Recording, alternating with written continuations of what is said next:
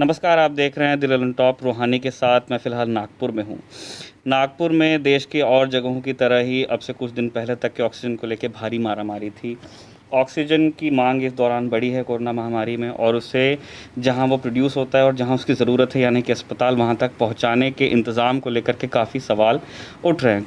अलग अलग इनिशिएटिव्स हैं ऑक्सीजन एक्सप्रेस के तरह के, लेकिन इस मामले में नागपुर थोड़ा सा अलग साबित हुआ है पिछले कुछ दिनों में, और उसका कारण है हमारे साथ बैठे प्यारे खान। प्यारा खान एक ट्रांसपोर्टर हैं, व्यापारी हैं, और पिछले दिनों इन्होंने अपने लेवल पे ऑक्सीजन अरेंज किया सिटी के लिए, और अब ये हाल है कि यहाँ के नागपुर, इनफैक्ट पूरे विदर्भ की ही ऑक्सीजन सप्लाई एक तरह से इन पे इंट्रस्ट कर दी गई है। अब हम इनसे बात करेंगे। बहुत बहुत शुक्रिया सर हमें वक्त देने के लिए। धन्यवाद।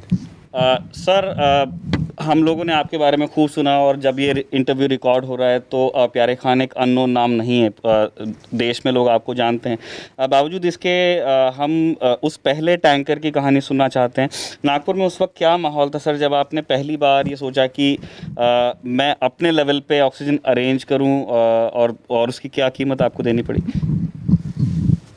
उस समय मैं इंडिया में सारे न्यूज़ चैनल देख रहा था, तो हालात इतने ख़राब थे कि मैं बता नहीं सकता। तो एक ट्रांसपोर्टर होने के नाते हम लोग कुछ ना कुछ तो करते रहते हैं। लास्ट के कोविड में भी हम लोग ने किचन चलाया या ड्राइवर्स को खाना पहुंचाया। तो इस बार सोचे कि हमने पूरा फोकस इस बार ऑक्सीजन पे किया है कि भाई ऑक्सीजन को कैसा लाया जाए करके, क्योंकि देश भर में टैंकर्स नहीं थे और बड़े बड़े स्टेट को और बड़े बड़े मंत्रियों को भी वो टैंकर्स उपलब्ध नहीं थे। तो हम लोग का सर्चिंग चालू था पूरा। तो हमको एक टैंकर, हमने 2 टैंकर ढूंढे। एक टैंकर भिलाई में मिला और एक टैंकर बेल्लारी में मिला। तो हम बात है सर, ये हो गया तकरीबन 10 दिन के आसपास, 10-12 दिन हो गए। तो हमने ये ढूंढा। तो सबसे पहले पैसे की बात है कि भाई पैसा क्या चार्ज करोगे, क्योंकि लिक्विड तो गवर्नमेंट कुछ मिलता है, प्राइवेट आदमी को मिलता नहीं है, उसका एक कोटा होता है। तो हमने उनसे कहा कि भाई जो भी चार्ज रहेगा हम आपको देंगे। तो उन्होंने हमसे कहा कि भाई एक्चुअली एक टैंकर का जो उनको 2 लाख रुपए के आसपास चार्ज करना था, उन्होंने हमसे एक टैंकर का 8 और एक टैंकर का 5, ऐसा 13 लाख रुपए लिया 2 टैंकर का, जबकि लेना चाहिए था मेरे ख्याल से 4-4.5 लाख रुपए लेने चाहिए थे। लेकिन नागपुर में जिस हिसाब से डेथ हो रही थी, तो उसके लिए हमने सोचा कि भाई पैसा इनको देना पड़ेगा, नहीं तो यहाँ लोग और बहुत ज़्यादा मात्रा में मर जाएंगे। तो फिर हमने उनको प्रीमियम पे करके ले आए 2 टैंकर। तो ये पहला टैंकर था, और ला करके फिर आपने वो ऑक्सीजन कहाँ डिलीवर किया sir? GMC government medical college में। पहला टैंकर हमने जीएमसी मेडिकल कॉलेज को दिया। सर फिर उसके बाद मतलब ऑब्वियसली आपके इस इनिशिएटिव की खूब तारीफ हुई। उसके बाद एडमिनिस्ट्रेशन से आपकी किस तरह की बात हुई, क्योंकि अभी ऑक्सीजन का एक फ़िक्स कोटा है जो हर राज्य को बटा हुआ है, और फिर राज्य में उसके बाद रीजन पे और फिर डिस्ट्रिक्ट वाइज उसकी रेशनिंग होती है। तो एडमिनिस्ट्रेशन से आपकी किस तरह की बातचीत हुई, उनसे किस तरह का आपको सपोर्ट मिला या नहीं मिला? आपका अनुभव उस लेवल पे कैसा रहा जब आपने काम शुरू किया? मैं सबसे पहले श्री नितिन गडकरी जी का धन्यवाद कहना चाहूँगा कि उन्होंने एक ट्वीट किया था कि भाई इस मुसीबत की घड़ी में अगर कोई बिजनेसमैन सामने आ सकता है, कोई मदद कर सकता है, तो वही देख के मैंने तुरंत उनसे मिलने गया और उनको बताया कि साहब मैं ऐसा ऐसा कर सकता हूँ। उन्होंने तुरंत कलेक्टर साहब को, कमिश्नर साहब को बुलाया अपने घर पे, और तुरंत वहाँ मीटिंग अरेंज करवाई, और मुझे 5 टैंकर और दिलवाए वैजाग से। लेकिन वो टैंकर पूरे ख़राब कंडीशन में थे, उस पर ड्राइवर्स नहीं थे। तो मैं नागपुर की स्थिति और 2 टैंकर से संभलने वाली नहीं थी। तो उन्होंने रिक्वेस्ट किया, तो मैंने यहाँ से एक स्पेशल कार करके ड्राइवर्स को, अपनी गाड़ियाँ जो लोड थी उन पे से, उन गाड़ियों को खड़े करके यहाँ से ड्राइवर को कार से भेजा, वो और मैकेनिक भी भेजा, उस गाड़ियों को रिपेयर करवाया, और वहाँ से वो टैंकरों को निकाल के राउल किला ले गया और वहाँ से भर के लेके आया। तो वो टैंकर 5 के 5 अभी मेरे ड्राइवर ही चला रहे, लेकिन पैसा उनको प्रशासन, कलेक्टर साहब उनको दे रहे हैं, लेकिन मेंटेनेंस और सारा ऑपरेशन हम लोग देख रहे हैं। मतलब टैंकर का फेयर, टैंकर का जो किराया है वो एडमिनिस्ट्रेशन देता है, लेकिन उसको चलाना और उसका मेंटेनेंस आप अपने पास से कर रहे हैं? वो पूरा हम लोग अपने पास से कर रहे हैं, और हमने तकरीबन ऐसा 1 करोड़ रुपए हमने कलेक्टर साहब को दिया है।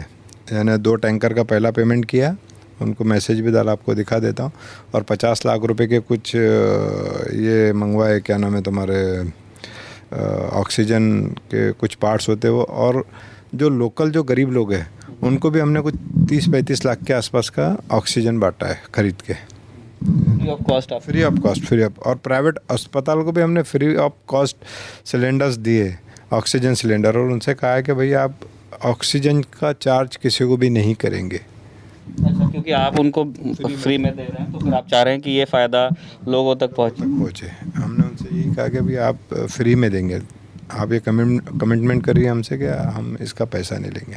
सर, तो अभी किस तरह से काम चल रहा है? जैसे आपके पास में गाड़ियां हैं और आप मैनेजमेंट साइड देख रहे हैं, और हमें बताया गया कि नागपुर शहर को आप ही ऑक्सीजन सप्लाई करते हैं, अब ऑफिशियली करते हैं, तो उसका उसका जो प्रोसेस है, किस तरह कोटा डिसाइड होता है, किस तरह गाड़ियां निकलती हैं और कैसे लाया जाता है, पेमेंट्स वगैरह, क्या उस प्रोसेस के बारे में थोड़ा बताएंगे? सेंट्रल गवर्नमेंट ने कोटा फिक्स कर दिया हर जगह से, भिलाई से, अंगुल से, राउरकेला से, वैजाग से, बेलारी से।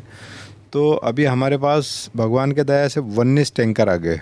तो नागपुर वासी को भी डरने की ज़रूरत नहीं, क्योंकि नागपुर में मेरे ख्याल से 120-130 टन ऑक्सीजन लगता है पर डे का। और आज हमारी तैयारी के 1-2 दिन में हम लोग एवरीडे 200 टन ऑक्सीजन लाएंगे। तो श्री गडकरी जी ने, नितिन गडकरी जी ने कलेक्टर साहब को, कमिश्नर साहब को और बाकी भी जितने भी गवर्नमेंट ऑफिसर्स हैं उनको सबको हटा के ये पूरा का पूरा मैनेज करने के लिए हमारे पास दे दिया। तो आज हम नागपुर के अलावा विदर्भ को भी मैनेज कर रहे हैं। और साहब ने मेरे से 3 टैंकर मध्य प्रदेश, भोपाल को भी भेजने को कहा। तो बीच में हमने 3 टैंकर्स भोपाल को भी दिए। तो साहब ने मुझसे कहा कि भाई मैं पूरे इंडिया का मिनिस्टर हूँ और जहाँ भी लोग मर रहे हैं वहाँ पे आप मदद करो करके। तो आज हम बहुत अच्छी स्थिति में 19 टैंकर के साथ हम लोग आज सर्विस दे रहे हैं नागपुर को।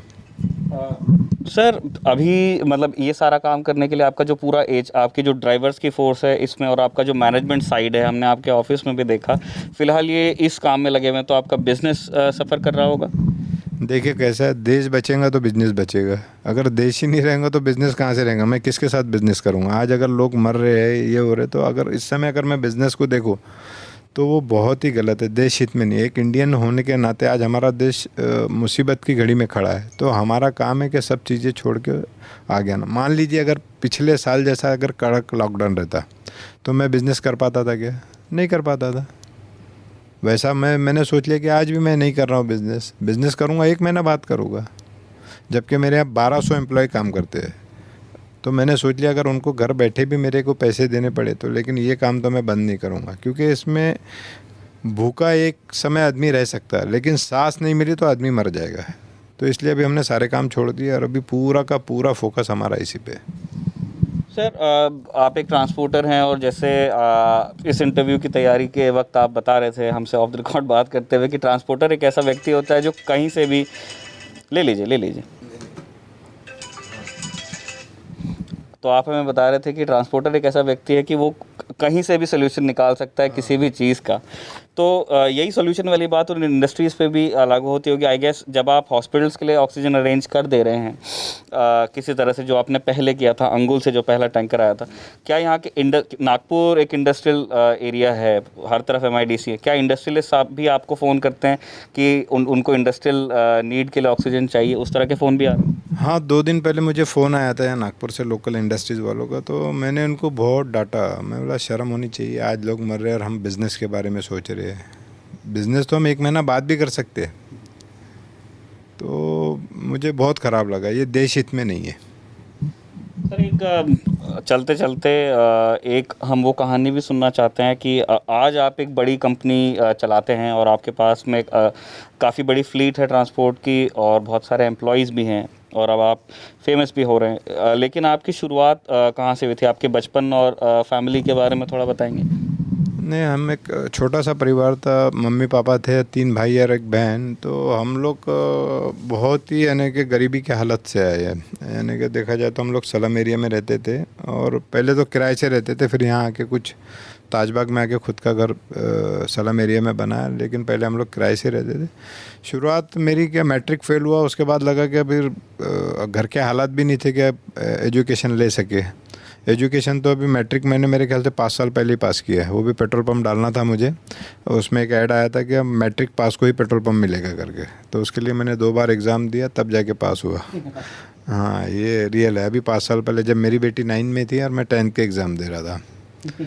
हाँ, तो वो था, लेकिन शुरुआत में मैंने बहुत सारे काम किए, जैसा ऑटो रिक्शा भी, सबसे ज़्यादा ऑटो रिक्शा चला है, 6 साल चला है। रेलवे स्टेशन पे संतरे बेचता था, गाड़ियाँ वॉशिंग करता था इनके कुसुमगर में, और भी छोटे मोटे काम किए। जो जैसा समय पे काम मिला घर चलाना है वो वैसा काम किया है, लेकिन गलत काम कुछ नहीं किया।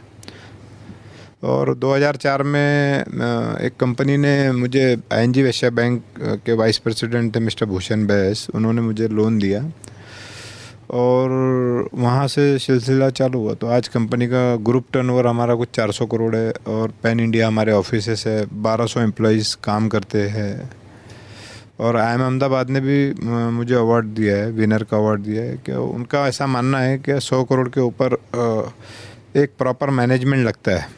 तो उन्होंने देखा कि बंदा एक एजुकेशन नहीं रहने के बाद भी इतना 300-400 करोड़ का धंधा कर रहा है, तो उन्होंने मेरे को इंडिया के टॉप ट्रांसपोर्टर में विनर किया। और जो भूषण जी थे उनको मैंने ING वैश्य बैंक से उनका नौकरी छुड़वा के उनको मेरे ऑफिस में ले आया। वो अभी मेरा फाइनेंस हेड है। अच्छा। हाँ, जिन्होंने मुझे पहला लोन दिया था।